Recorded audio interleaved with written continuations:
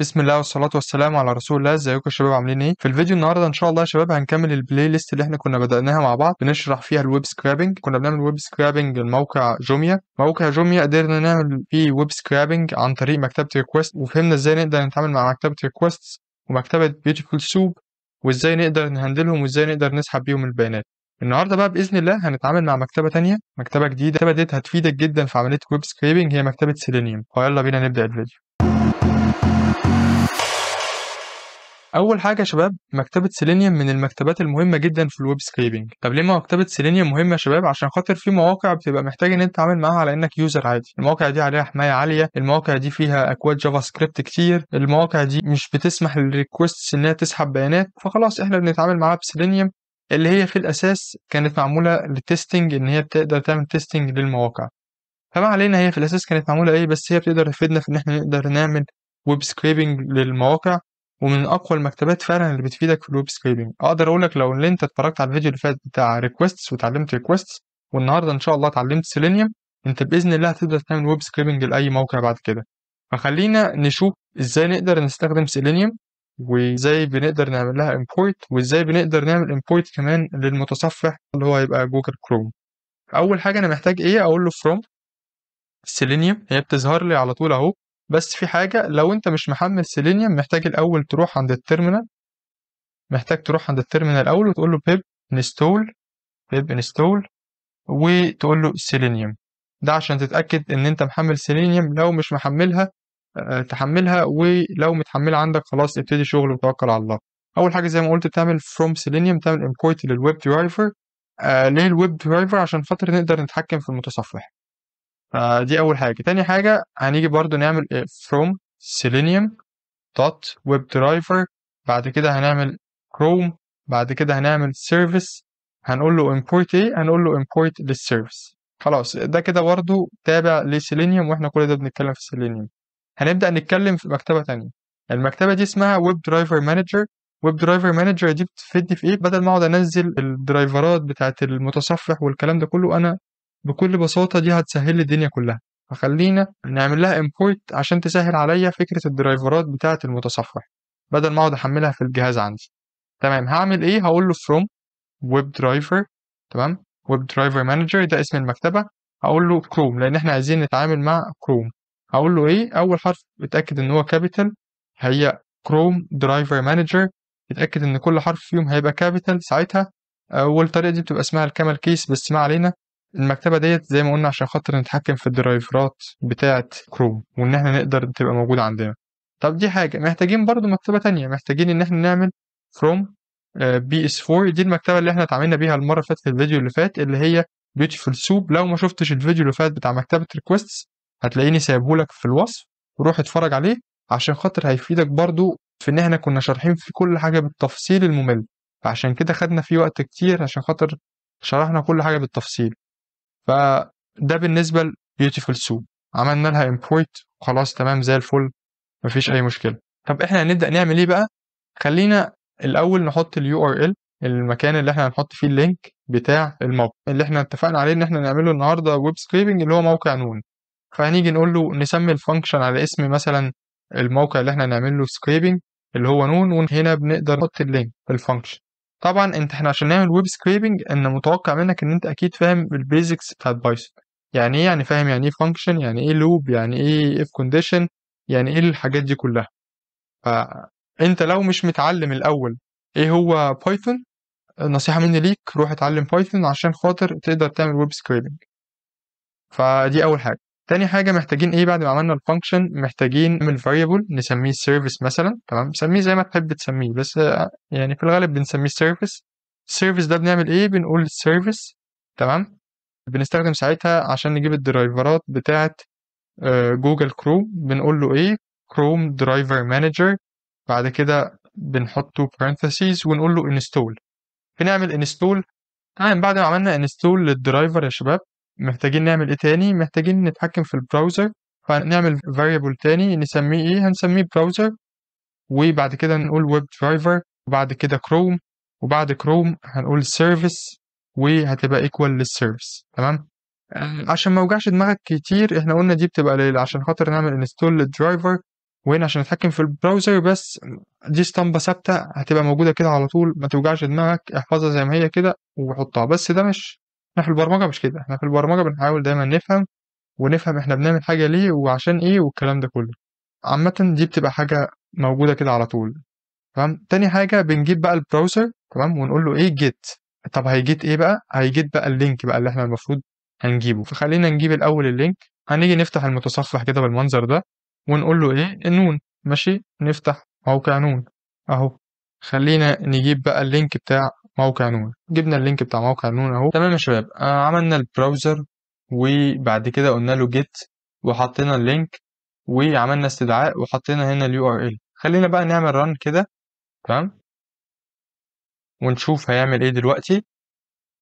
اهو فتح لنا البيج بتاعت نون، وقدر يجيب لنا الموقع بتاع نون. طب زي الفل لحد دلوقتي كده زي الفل، قدرنا نفتح الموقع. خلينا نقدر نكمل شغل عليه ونشوف هنعمل ايه تاني. طب احنا بعد ما بنجيب اللينك بتاع الموقع وبنخليه يفتح البراوزر كده، بنبقى محتاجين نخليه نستخدم موديول تانية اسمها ايه؟ اسمها تايم. تمام، خلينا نعمل import التايم. بتعمل ايه تايم ديت؟ هي احنا محتاجينها دلوقتي هنا عشان خاطر نعمل سليب.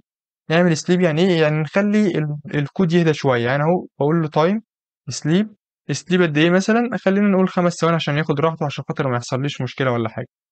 ممكن تعملها، بس انا بفضل اعملها عشان خاطر اخلي الكود ياخد راحته. عباره عن ان انا بخليه الوضع بيبقى ثابت. انتوا فاهمين؟ بخلي كأن مثلا انا نفترض تايم دي بتخليه هو من الاسم بتخليه سليب، ينام ما يعملش حاجه، يفضل ثابت 5 ثواني. طب ليه؟ بعد ما يجيب اللينك بتاع البراوزر، عشان خاطر ابدا بقى اقول له يعمل ايه وما يعملش ايه، عشان خاطر يقدر يسحب البيانات والكلام ده كله. لان انا لو خليته يسحب البيانات على طول بعد ما جيت اجيب اللينك، لا ممكن يحصل مشكله وممكن يحصل ايرور. فخلاص مش مشكله، خليه يهدى 5 ثواني. طب انا دخلت دلوقتي على اللينك، وبعد ما دخلت على اللينك قدرت افتح البراوزر. عايز اعمل ايه تاني؟ تفتكروا انا ممكن اكون عايز اعمل ايه تاني؟ محتاج احط اسم المنتج مثلا. خلينا نشوف ازاي عن طريق سيلينيوم اقدر احط اسم المنتج، واقدر اتعامل مع السيرش بار والكلام ده كله. فخلينا نشوف. خلينا نفتح تاني الموقع زي ما كنا فاتحينه. الموقع اهو تاني يا شباب. انا اقدر ان انا اخش على المنتج اللي انا عايزه بطريقتين. اول طريقه، انا لما باجي ابحث عن اي منتج، خلينا مثلا اقول هنا مثلا سمارت ووتش مثلا. اهو سمارت ووتش مثلا. المنتج بيظهر لي فوق اهو، بصوا بيظهر لي فوق اهو السمارت ووتش. تمام، اقدر العب بقى هنا براحتي، اقدر احط هنا اسم المنتج اللي انا عايزه والكلام ده كله هيدخلني عليه. يعني مثلا لو انا جيت هنا دلوقتي، بس لازم ادمجهم مع بعض. يعني مثلا لو جيت كتبت هنا دلوقتي اي حاجه غير سمارت ووتش، خليني اكتب مثلا ايه؟ خليني اكتب سكرينز مثلا اهو. سكرينز. تمام، شاشات. هيعمل ايه؟ هيدخلني على الشاشات هنا على طول. تمام، دخلني على السكرينز بتاعت شاشات التليفون والسكرين بتاعت التليفون والكلام ده كله. لو جيت كتبت تلفزيون، هيدخلني على التلفزيون، وهكذا. فانا قدرت عن طريق الموضوع دوت ان انا اخش على الحاجه اللي انا عايزها على طول اهو. تلفزيون اهو، تلفزيون. قدرت اخش على التلفزيون على طول، وقدرت اخش على الحاجه اللي انا عايزها بكل سهوله، من غير من ان انا اكتب على السيرش بار وادوس سيرش والكلام ده كله. بس احنا عايزين نتعلم مع بعض، عايزين نشوف ازاي نقدر نتعامل مع سيلينيوم. انا مش بس مجرد عايز اخليكم تتعلموا ويب سكرابنج بس، انا عايزكم كمان تتعلموا ازاي تتعاملوا مع سيلينيوم. فاحنا عايزين ايه دلوقتي؟ احنا عايزين ان هو يقدر يخش يكتب كأن بني ادم هو اللي بيكتب، يخش على السيرش بار ويكتب الحاجة اللي انا عايزها. فخلينا نخش الاول نجيب السيرش بار الكود بتاعه. بعمل ايه؟ باجي هنا كده عليه، وادوس كليك يمين، وادوس انسبكت. خلينا نشوف السيرش بار اهو، الانبوت بتاعه، التايب تكست، الاي دي سيرش بار، الداتا. طب اقدر اجيب ايه من كل ده؟ خلينا نستخدم الكلاس هنا على طول بتاعه اهو. برضو لازما عشان تبقى فاهم تقدر تعمل ويب سكرابنج، انا محتاجك تبقى فاهم HTML او basics HTML، اساسيات ال HTML. فاحنا دلوقتي بنجيب الكلاس نيم، فبنجيب دلوقتي الحاجة. خلينا هو احطها. اجي اقول له خليني اعمل variable اسميه search bar. تمام، هو هيبقى فيه السيرش بار على طول. بقول له ايه؟ بقول له براوزر. تمام، وادوس بعد كده اعمل ايه؟ اقول له find element. احنا عايزين element واحد، او find element. طب انا عايز ايه من الاليمنت؟ اقول له عباره عن كلاس. اللي احنا جبناه ده عباره عن ايه؟ عن كلاس. تمام اهو. بس. تمام جبنا الكلاس. خلينا هنا بقى احط الكلاس نيم اللي احنا جبناه مع بعض وادوس بيست بعد ما انا كنت عملت له كوبي هناك. تمام يا شباب، جبنا السيرش بار وخليناه يفايند الاليمنت وحطينا له النيم بتاع الكلاس. تمام لحد دلوقتي زي الفل. احنا عايزين نعمل ايه تاني ده دلوقتي؟ احنا اللي احنا عايزينه ان احنا بقى نبدأ ندخل القيمة اللي احنا عايزينها جوه السيرش بار. يعني عايزين نبحث ايه الحاجة اللي احنا عايزين نبحث عليها. خلينا نخليها مثلا عبارة عن ايه، خلينا نقول user input مثلا. خلينا نطور الموضوع شوية نخليه user input. تمام. ونخلي الشخص صاحب البرنامج هو اللي يحط الانبوت اللي هو عايزه. فنقدر نقول هنا مثلا ايه، enter a product مثلا. تمام. طب زي الفل. هاجي بعد كده ايه، هقول له search bar. تمام. اجي اقول له search bar. خلينا نطلع دي الحتة عشان تبقى ماشية اهو. search bar. انا عايز دلوقتي ان هو يبعت value معينة للسيرش بار ده. هقول له ايه، هقول له send keys اهي. send keys زي الفل. طب انا عايزه يبعت ايه، عايزه يدخل لي القيمة اللي اليوزر دخلها هنا. فاقول له user input القيمة اللي اليوزر دخلها في الفاريبل ده. خلينا بقى نجرب نشوف القيمة هتخش ازاي لحد دلوقتي والدنيا ايه اخبارها. او enter a product. خلينا مثلا نقول البرودكت مثلا سمارت ووتش. ماشي. سمارت ووتش ماشي زي الفل وادوس انت. خلينا نشوف هيعمل ايه. فتح البراوزر اهو زي الفل. تمام. نشوف عمل ايه. المفروض بقى يدخل لي القيمة هنا في السيرش بار. خلينا نشوف القيمة اللي هيدخلها ايه في السيرش بار. اداني ايرور. خلينا نشوف الايرور. valid invalid locator. خلاص زي الفل مفيش مشكلة. المشكلة هنا في الكلاس. خلينا نستخدم حاجة تانية غير الكلاس هنا عشان خاطر هو مرضيش يشتغل عليه. طب احنا عندنا ايه، نقدر نجيب الاي دي او نقدر نجيب بالاي دي، والاي دي هتبقى مميزة ليه هو لوحده. فمفيش اي مشكلة. خلينا نستخدم الاي دي. فخلينا نيجي ناخد كوبي القيمة بتاعت الاي دي اهو. نحط هنا الاي دي ونخلي دي بدل كلاس نخليها اي دي. ماشي. ونجرب نفس العملية اللي احنا عملناها بس بعد ما هيدخل اليوزر انبوت الصفحة هتقفل بسرعة. فخلينا نعمل تايم وسليب. خليه يقعد مثلا 5 ثواني نلحق نشوف الحاجة بعد ما دخل. ماشي. يقول لك دخل البرودكت تاني اهو. نقول سمارت ووتش. تمام. هيبدأ يفتح البراوزر اهو. المفروض يدخل لنا بقى المرة دي ان شاء الله القيمة بتاعت اللي احنا عايزينها، البرودكت اللي احنا عايزينه اللي هو المفروض السمارت ووتش. او دخل بالفعل السمارت ووتش اهو وزي الفل.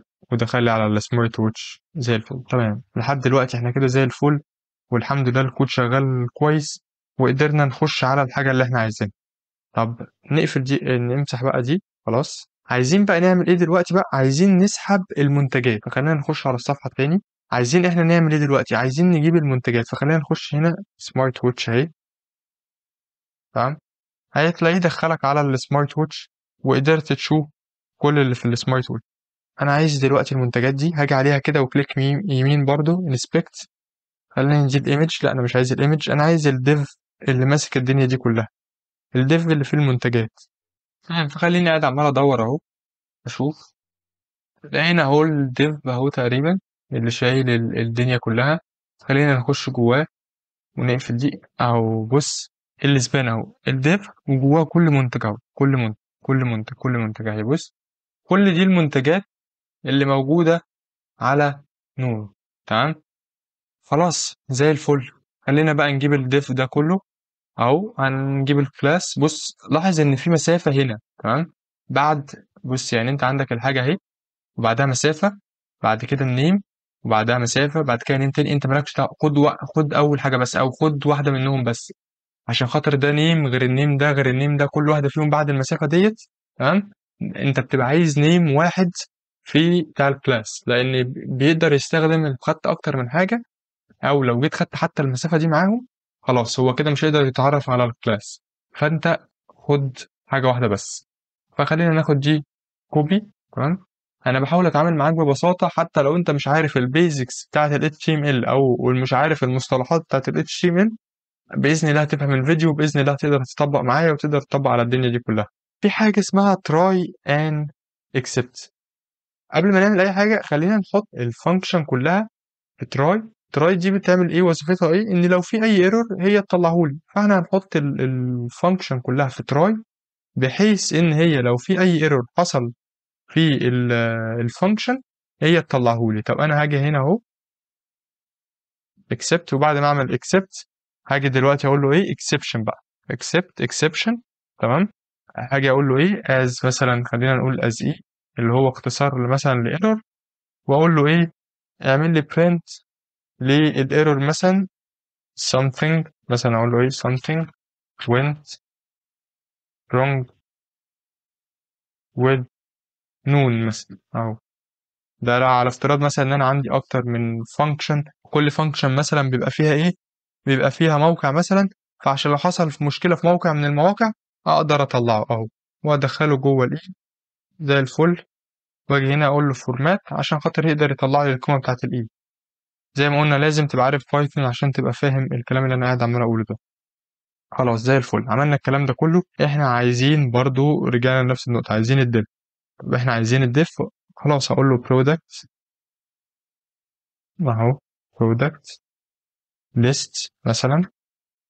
تمام، المكان اللي فيه البرودكت ليست كلها مثلا.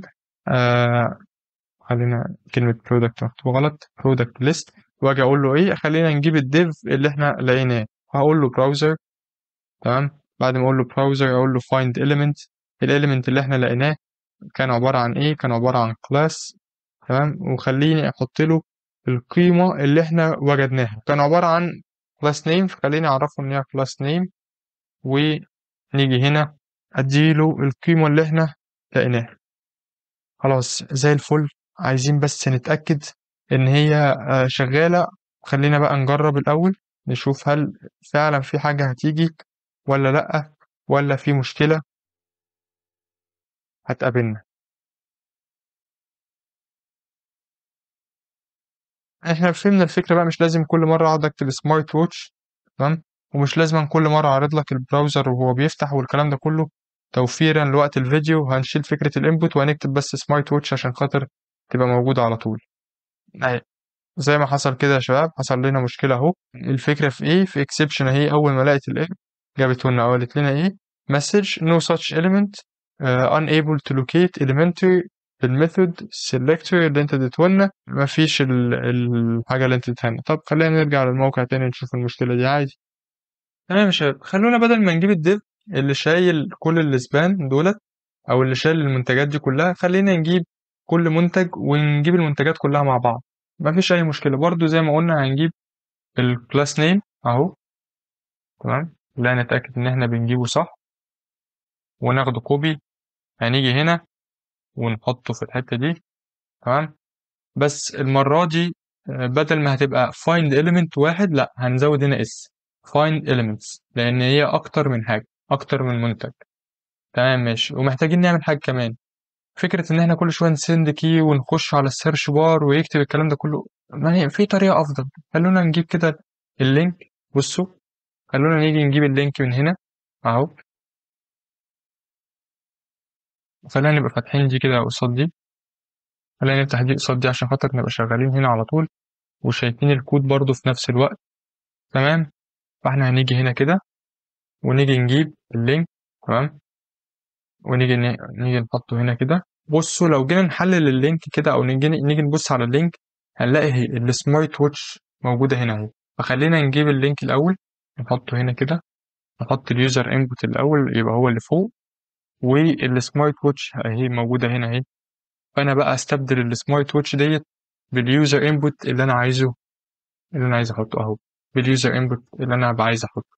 واليوزر هنا لما يدخل الانبوت بتاعه هيبقى موجود في اللينك، فيخش باللينك على طول. فانا كده مش محتاج ان هو يدخل السيرش بار، ومش محتاج فكره السيرش بار. انا قلت بس السيرش بار عشان خاطر افهمكم الجزئيه دي. خلونا نشوف بقى المنتجات هتقدر تيجي كده ولا لا. خلينا نعمل رن للكود ونشوف هيقدر يجيب المنتجات بالطريقه دي ولا لا. هيبقى طالب من اليوزر ان هو يدخل المنتج. هنقول له السمارت ووتش تمام مثلا، وخليه يفتح البراوزر. المفروض كده بقى يخش على طول على السمارت اهو. دخل، بصوا على ازاي على طول على السمارت ووتش، بدل ما كنا احنا نقعد نكتب في السيرش بار والمواضيع دي كلها. والمفروض هو دلوقتي يسحب لي المنتجات كلها. تمام، جاب لي الليست فاضية. خلونا نشوف ايه السبب اللي خلاه جاب الليست فاضية. تمام يا شباب، خلينا نشوف المشكلة ممكن تبقى جاية منين. خلونا نيجي المرة دي نجيب مثلا البرودكت كونتينر. تمام، ماشي، نجيب الكلاس هنا نيم، يبقى برودكت كونتينر، ونشوف برضو الليست هترجع فاضية ولا لأ. هنقول له السمارت ووتش. أنا هلغي بقى فكرة إيه، فكرة اليوزر انبوت ديت، لأن أعتقد أنتوا خلاص فهمتوا الفكرة بتاعت اليوزر انبوت، بدل ما كل شوية نقعد ندخل الانبوت. هو كده بيحمل، دخل على الحاجة اللي أنا عايزها على طول مرة واحدة من عن طريق اللينك، بدل ما كنت أحطها له في السيرش بار. أهي رجعت وزي الفل، الحمد لله. خلاص هنشيل دي بقى كده. تمام، وهنلغي فكرة الانبوت ديت لأن احنا فهمنا الفكرة خلاص، وهنخليها تبقى ثابتة على طول، سمارت ووتش. ماشي زي الفل، 10/10. هنيجي نعمل ايه؟ هنيجي نعمل فور لوب بقى. فور لوب عشان اخش امسك منتج لوحده، منتج لحاله. اجي اقول له فور اي مثلا، او فور برودكت، خلينا نحط اسم ليه مدلول، ان برودكت ليست. ماشي، امسك لي كل منتج في الليست دي. هتيجي تعمل ايه؟ هاجي اقول له الاول عايز اجيب ال HTML كود، فانا هقول له ايه؟ هاجي اقول له ال HTML كود مثلا، او ال HTML page استخدم فيها ال beautiful soup. طب هستخدم ال beautiful soup في ايه بالظبط، ولا هعمل ايه؟ ده اللي هنشوفه دلوقتي اهو. هجيب اول حاجه البرودكت، واجي اقول له ايه؟ انا عايزك تجيب لي ال get attribute. تمام، وانا عايز ايه من الاتريبيوت ده؟ هقول له انا عايز ال outer HTML. انا عايز ال HTML اهو، outer HTML زي الفل. انا عايز اجيب ال HTML، وانا عايز ايه تاني؟ هستخدم بقى المرة دي soup اهو. هنيجي هنا نستخدم soup، هنسمي برضو ال variable soup، ونيجي نستخدم مكتبة beautiful soup، واقول له انا عايز ايه؟ عايز HTML كود اللي احنا جبناه فوق اهو. عايزك تعمل ايه؟ اقول له HTML parser. طب زي الفل. هاجي اعمل ايه بقى ده دلوقتي؟ هاجي اجيب كل حاجه انا عايزها جوه الاسبان. يعني مثلا خلينا اشرحها لكم بطريقه مبسطه.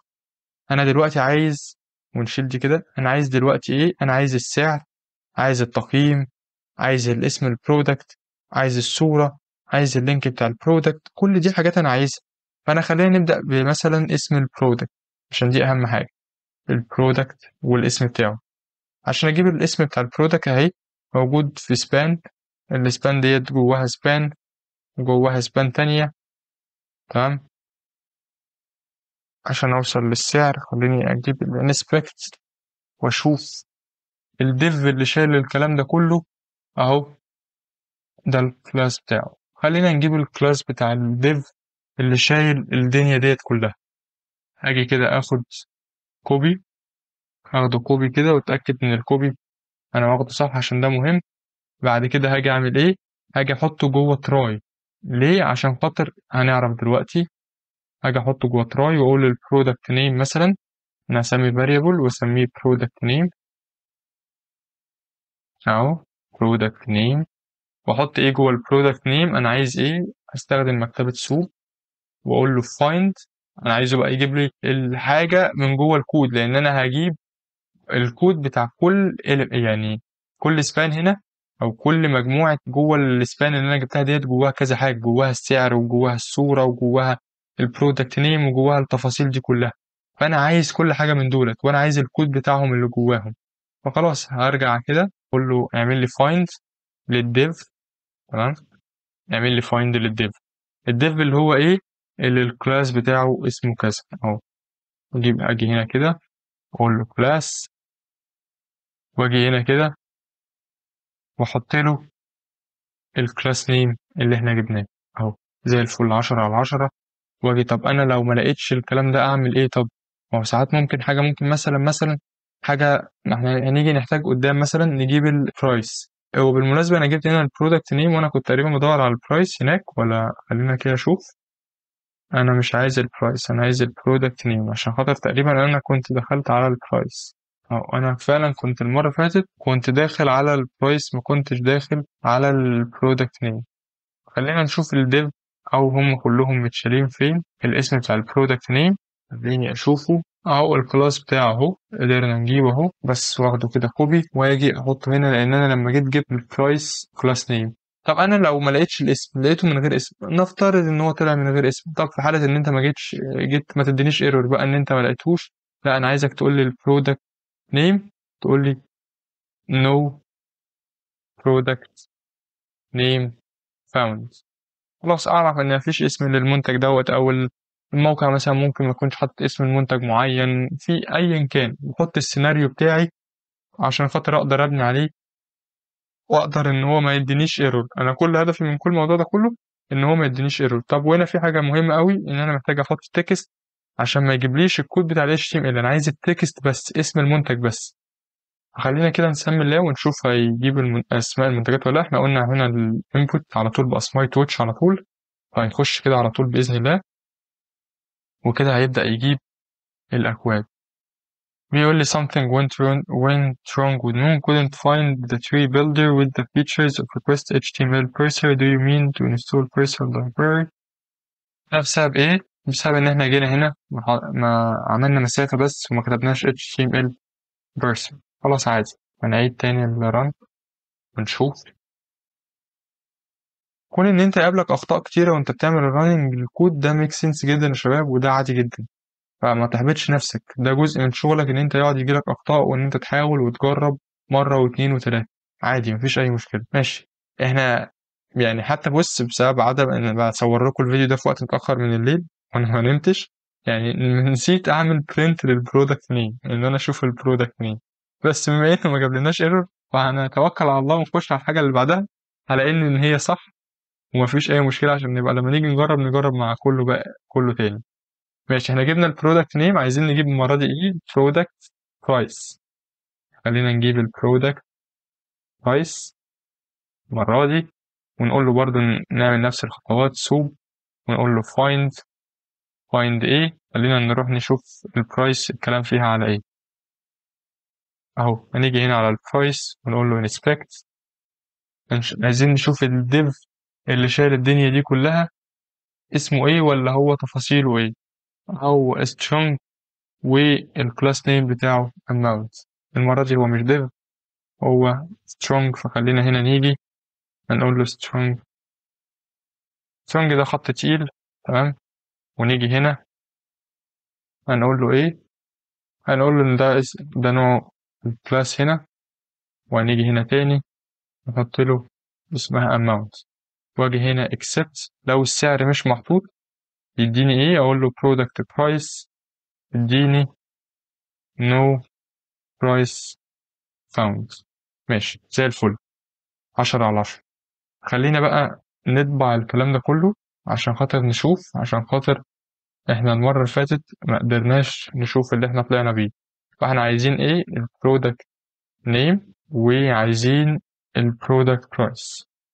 خلينا نعمل كده عشان خاطر برضه نشوف، نقول له البرودكت برايس، وخلينا نشوف ايه اللي هيظهره لنا.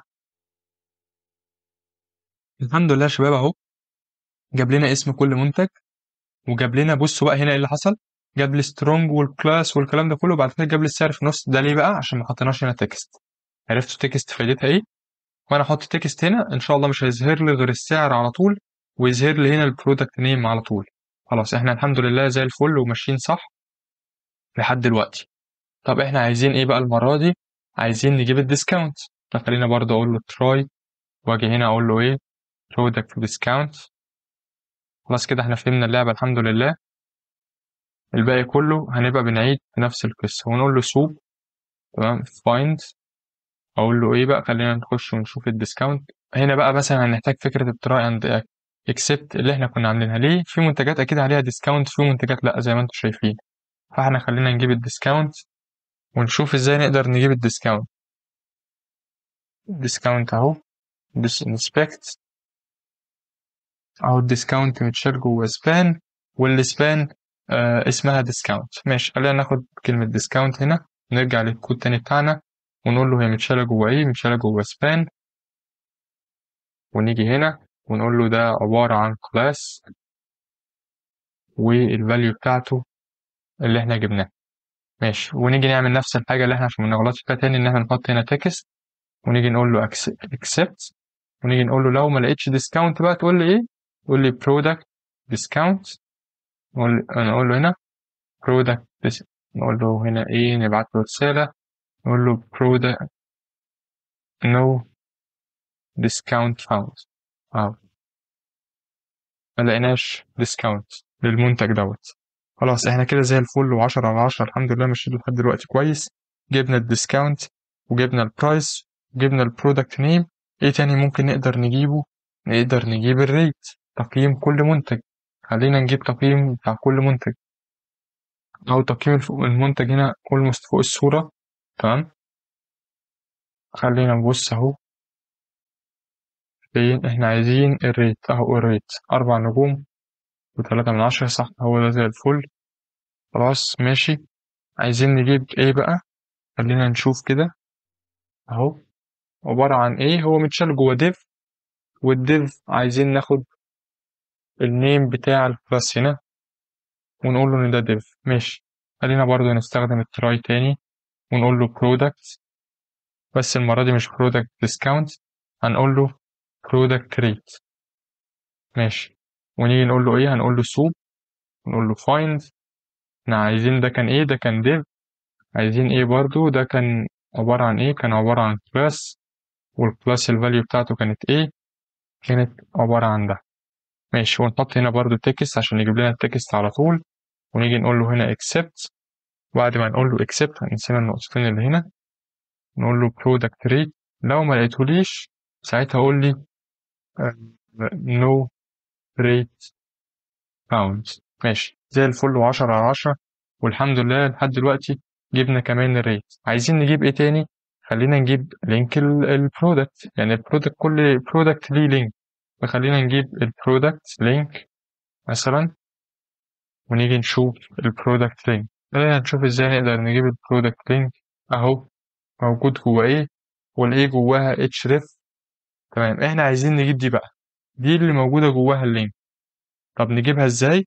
خلاص بكل سهولة ان شاء الله. عايزين نجيب الاي دي، الاي دي موجودة جوه كلاس، والكلام ده كله احنا مش مهتمين بكل ده، احنا مهتمين ان احنا نخش دلوقتي نعمل ايه. نقول له البرودكت لينك، هنقول له عايزين احنا السوق وفايند، وعايزين بعد الفايند ايه بالظبط؟ عايزين نجيب الايه. طب انت الايه بعد ما تلاقيها، انا مش عايز حاجه من الايه غير ان انت تجيب لي الاتش ريف. فانا هقول له جيت الاتش ريف اللي هي بيبقى متشال فيها اللينك اهي. بصوا لو جينا بصينا اللينك بيبقى متشال جوه الاتش ريف اهي، فانا عايز اللينك دوت، ده اللينك اللي انا محتاجه. ماشي، خلينا نقفلها وقلنا له عايز الاتش ريف زي الفل. وخلينا هنا نحط accept ونقول له لو ما لقيتش اللينك ساعتها تعالى قول لي no link found. ماشي، طب الحمد لله زي الفل، وعشرة على عشرة. عايزين بقى نضيف كل ده في list، فخلينا نقول product مثلا product، ونسمي الليست مثلا product details، ونخليها كده. وعايزين بقى نضيف الفاليوز دي فيها، فاحنا هنيجي نقول product details مثلا اللي احنا لسه عاملينه اهو، ونقول append، يعني ضيف لي الحاجة دي فيه. أنا عايزك تضيف إيه؟ أول حاجة عايزك تضيف لي البرودكت برايس، عايزك أضيف الحاجات دي الأول على هيئة إيه؟ على هيئة ديكت أو ديكشنري. عايزك تحط لي البرودكت برايس أهو. ماشي، عايز إيه تاني؟ خليني أحط هنا، هو معلم لي أحمر ليه؟ المشكلة إن إحنا ما عملناش الكيرلي بريسز اللي تقول له إن إحنا هنستخدم دلوقتي ديكشنري، لأن دي هتبقى ديكشنري جوه ليست. فإحنا برودكت برايس محتاجين نعمل إيه تاني؟ محتاجين نيجي نجيب بعد ما جبنا البرايس، محتاجين نجيب، لا أول حاجة محتاجينها خليها النيم، أول حاجة محتاجينها النيم. ماشي، ونحط هنا أو ليه نمسحها، خليها إيه، ونيجي هنا نقول برودكت نيم، تبقى البرودكت برايس. ماشي، عشرة على عشرة والحمد لله زي الفل. بعد كده محتاجين ايه؟ product discount، product name product price، بعد كده product discount. محتاجين نيجي هنا ونقول له product discount، ونيجي نعمل برضو نفس الحكاية اللي احنا عملناها أو product link. نيجي هنا برضو نفس الحكاية نقول له برودكت لينك. ماشي، بعد كده بعد البرودكت لينك مفيش حاجة تاني، احنا كده بس اللي ناقصنا ان البرودكت ريت دي اللي نسيناها في النص. برودكت ريت، ونقول له هنا برضو برودكت ريت. خلاص جبنا البرودكت نيم والبرودكت برايس والبرودكت ديسكاونت والريت وجبنا اللينك زي الفل، والحمد لله ضن بالنسبة لنا. خلينا بقى نشوف ازاي نطبع الكلام اللي احنا عملناه ده في فايل عشان خاطر نقدر نجمعه في فايل احنا عايزين. جبنا الداتا من النت، عملنا لها سكرابنج، وبعد كده عايزين نحطها في اكسل فايل بقى، عايزين نحطها في سي اس في فايل، بس يفضل ان احنا نحطها في سي اس في فايل. فخلينا نشوف ازاي هنطبع الكلام ده في سي اس في فايل. تمام، خلينا نمسح هنا. عايزين بقى نطبع الكلام ده في فايل، فخلينا نعمل فانكشن تانية. الفانكشن ديت مسؤولة عن ايه؟ مسؤولة عن ان هي تطبع لي الفايل بس، هي مش ملهاش وظيفة غير ان هي تعمل لي فايل. خلينا الاول بس خلينا نتأكد قبل اي حاجة ان البيانات دي تمام والدنيا دي تمام، ونشوف نقول له print product details. خلينا نبص عليها بصة كده أخيرة عشان نشوف الدنيا تمام ولا ايه. اهي الحمد لله، قدر يجيب لي النيم اهو، وقدر يجيب لي البرايس، وقدر يجيب لي الديسكاونت، وقدر يجيب لي ان ده المنتج ده ما كانش فيه ريت اهو. تمام، كان من غير ريت. خلينا نطلع قدام شوية، وقدر يجيب لي اللينك. تمام، وهنا قدر يجيب لي البرايس او الديسكاونت، هنا كان في ديسكاونت قال لي 21% اوف، فقدر يجيب لي الحاجات دي كلها. احنا ناقصنا ايه؟ ناقصنا بس ان احنا نعمل فانكشن كمان تعمل لي برنت للحاجة دي، فنقول له ايه printing file، ونشوف الفايل ده نقدر نبرنت ايه. اول حاجة محتاجين المسار اللي احنا هنحط فيه الفايل.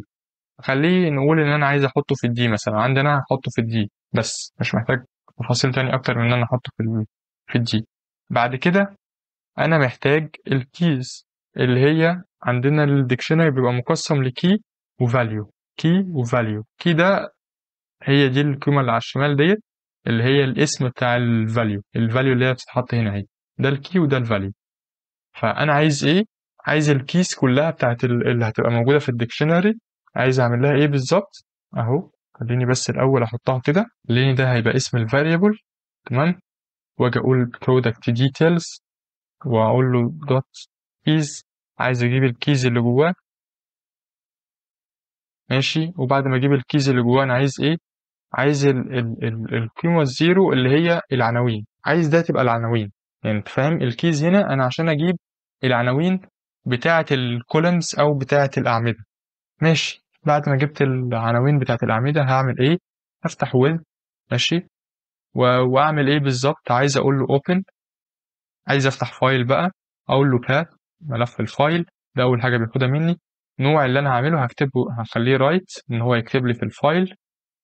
المفروض انت فاهم الكلام ده كله لو انت عارف بايثون قبل كده، اذا كان رايت ولا ريد ولا append، انت فاهم. طب انا محتاج ايه؟ محتاج ان ده هيبقى new line، عايز يبقى فيه new line. ماشي، وبالنسبة لان البيانات تبقى موجودة بالعربي فعايز الانكودنج يبقى UTF-8. برضو انت توقع منك ان انت تكون عارف ايه هو الانكودنج. طب بعد ما اجيب الانكودنج كمان هقول له بقى عايز الملف الاخير يبقى output فايل مثلا. تمام، ده الملف النهائي. هنا اهو اقول output فايل. نقفل دي. نسينا حاجة، ان ملف دي انا عايز الملف يبقى اسمه ايه؟ عايز اسميه نون مثلا products. تمام، بعد ما اقول له نون products اقول له دوت سي اس في صيغة الملف. طب بعد ما اعمل كده هعمل ايه تاني؟ هاجي اقول له هنا ايه؟ dict write. خليني اقول له dict write writer، وعبارة عن ايه؟ هقول له الملف نوعه سي اس في. فانا محتاج هنا، نسيت اعمل import للسي اس في، ملفات السي اس في. فانا هاجي هنا اقول له ان هو هيبقى سي اس في، وانا عايزك تعمل ايه بالظبط؟ عايزك تعمل لي ديكت رايت بالظبط كده. عايزك الديكت رايت تعمل فيه ايه؟ عايزك تحط لي فيه الاوتبوت فايل، وتحط لي الكيز اللي احنا حطيناها فوق وعايزك تعمل ايه تاني، عايز الديكت رايت تيجي تخليهولي هيدر، تمام، رايت هيدر. وعايزك ايه برضو تاني، عايز الديكت رايت يعمل ايه، عايزه يبقى رايت روز بقى المرة دي مش هيدر. الروز تبقى عبارة عن ايه، عن الحاجات اللي موجودة في البرودكت ديتيلز. تمام زي الفل، 10/10. وبعد ذلك بقى بعد ما تخلص دنيتك دي كلها تطبع لي حاجة تقول لي file printed successfully. ماشي الحمد لله زي الفل، 10/10. وظبطنا الدنيا دي كلها. عايزين بقى بعد كده اهو اقول له print file بعد ما نكون عملنا scrapping للداتا. فخلينا نجرب ونقول بسم الله ونشوف الداتا هتعمل ايه.